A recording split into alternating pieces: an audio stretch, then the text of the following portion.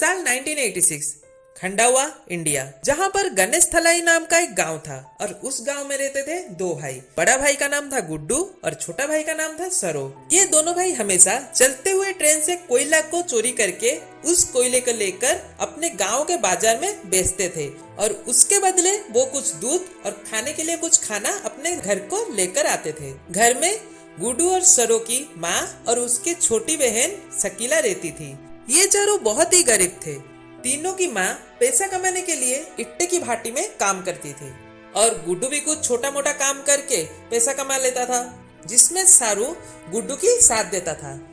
एक दिन गुड्डू और सारो अपने गांव से कुछ दूर ट्रेन से आते हैं काम करने के लिए, पर ट्रेन में ही सारो सो जाता है। जब गुड्डू और सारो अपने स्टेशन पर पहुंच जाते हैं और गुड्डू सारो को जगाने की कोशिश करता है, सारो नहीं जगता है। जिसके बाद गुड्डू सारो को प्लेटफॉर्म के एक बेंच पर लेटाकर उसको वहां पर ही रहने के बोलकर वहां से चला जाता है और सारो भी नींद में भाई को हाँ कर देता है। पर जब सारो की नींद खुलती है,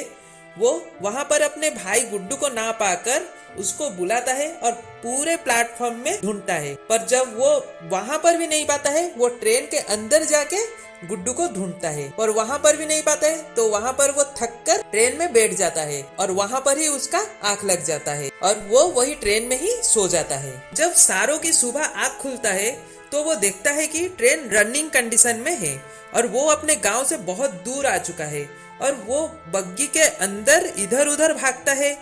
और दरवाजा भी खोलने की कोशिश भी करता है, पर दरवाजा नहीं खुलता है और बहुत लोगों से हेल्प भी मांगता है। पर वहां पर जितने भी लोग सारो को देख रहे थे, वो सब लोग समझ रहे थे कि सारो कुछ बचपना हरकत कर रहा होगा, तो इसीलिए कोई भी उसका हेल्प नहीं करता है। जिसके बाद वो उसी बग्गी में अकेला दिन गुजारता है और भूख लगने पर वहां पर एक झूठा एप्पल पड़ा था, उसको लेकर वो खा लेता है।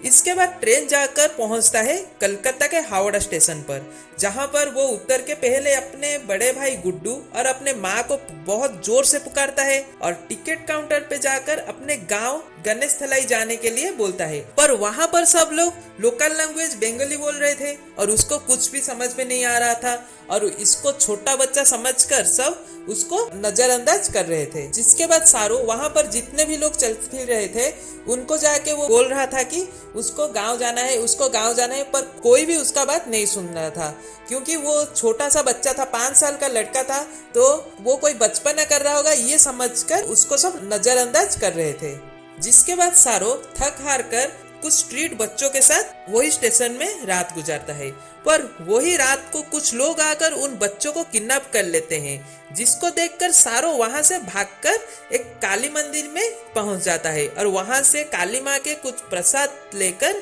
खा लेता है और अपने भूख को मिटाता है। इसके बाद वाले सुबह सारो की मुलाकात होता है नूर से। जब नूर सारो की घर से लापता होने का बात जानता है, वो उसे अपने साथ अपने घर में ले जाता है, उसको नहलाता है, अच्छे से खाना पीना भी देता है और उसके बाद वो उसको रामा के बारे में बताता है कि रामा उसको अपने घर पे जाकर छोड़कर आ जाएगा। जब रामा आकर सारो को देखता है और सारो के साथ मजाक भी करता है और उसको खड़े होने के लिए बोलता है, उसका हाथ पैर को थोड़ा इधर उधर हिलाता है। उसके बाद वो नूर को जाके बोलता है कि तुमने बहुत अच्छा काम किया है। जब ये बात सारो सुनता है तब वो थोड़ा सा हैरान रह जाता है और इसके बाद रामा के वहां से जाने के बाद सारो भी वहां से दौड़कर भाग जाता है। इसके बाद 2 महीने तक वो रास्ते के रोड साइड में सोकर गुजार देता है, जिसको एक यंग लड़का देखकर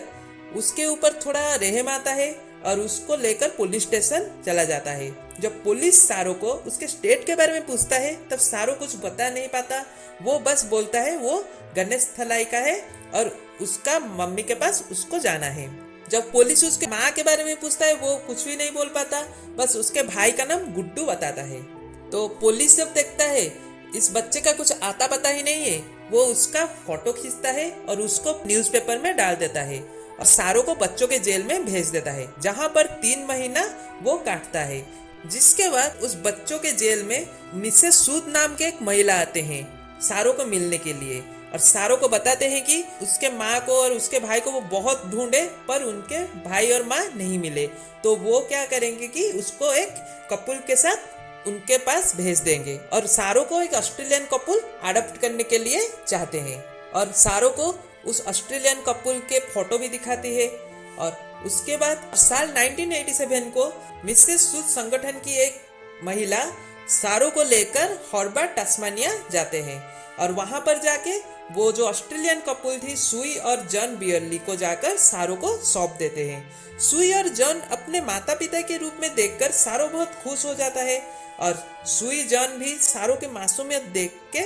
उससे गोद लेते हैं, जिसके एक साल बाद सारो पूरा उनके साथ घुल मिल जाता है और उनसे बेसिक इंग्लिश से भी वो बात कर लेता है। इसके ठीक बाद सुई और जॉन बियरली और एक बच्चे को अडॉप्ट करने के लिए आते हैं और उस बच्चे का नाम था मैंटोस, जिसका दिमागी हालत बहुत खराब था और इसको देखकर सारो बहुत ज्यादा डर जाता है, जिसको सुई और जॉन मिलके संभालते हैं। और यहीं से 20 साल गुजर जाता है। 20 साल के बाद सारो को दिखाता है वो बड़ा हो गया है और वो जाता है होटल मैनेजमेंट की पढ़ाई करने के लिए मेलबर्न में। वहाँ पर उसको लूसी और कुछ इंडियन फ्रेंड दोस्त की तरह मिल जाते हैं और वहाँ पर लूसी और सारो के बीच लव अफेयर भी स्टार्ट हो जाता है। जब एक दिन सारो और उसके सब दोस्त मिलकर एक पार्टी कर रहे थे और वहाँ पर कुछ इंडियन फूड भी था उस पार्टी में, जब सारो वहाँ पर एक जलेबी को देखता है और वहां पर उसका याद आ जाता है जब वो उसके भाई को जलेबी के खाने के बारे में बोल रहा होता है। सारो जब रोता है तब उसके दोस्त उस सारो को देख लेते हैं और तभी सारो उन सब दोस्त को उसके घर से लापता होने का बात बताता है और सब दोस्त मिलके सारो को बोलते हैं कि गूगल ऐप नाम का एक वेबसाइट है जहां पर सारो अपने गांव को ढूंढ सकता है। जिसको सुनने के बाद सारो दिन रात गूगल ऐप से अपने गांव को ढूंढने लगता है, जिसके वजह से वो अपने माता पिता और लूसी से थोड़ा हटकर रह रहा था और वो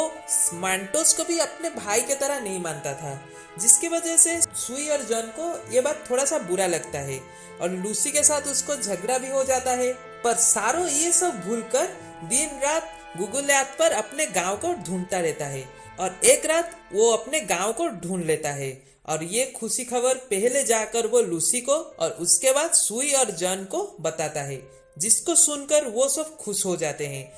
और इसके बाद 25 साल के बाद सारो अपने गांव को आता है। जब मैं अपने घर को जाता है तो वहां पर वो किसी को ना पाकर बहुत दुखी पड़ जाता है और वहां पर उसके इंग्लिश भी कोई समझ नहीं पा रहा था और वो भी हिंदी भी इतना समझ में नहीं पा रहा था। पर उसी गांव के एक आदमी जो इंग्लिश बोल पा रहा था और समझ भी पा रहा था, उसी के मदद से वो अपने माँ और अपने बहन से मिल पाता है और सारो को देखकर उसकी माँ इतना खुशी हो जाते हैं कि वो वहाँ पर रो भी पड़ते हैं। जब सारो अपने भाई के बारे में पूछता है तो वो जान पाता है कि उसके भाई मर गया है और सारो भी अपने बहन को देखकर बहुत खुश हो जाता है और सब गांव सारो को 25 साल के बाद देखकर बहुत खुश हो जाते हैं और यहाँ पर कहानी खत्म होता है। तो आप लोग सब वेट करिए इस मूवी के WW एनालिसिस को,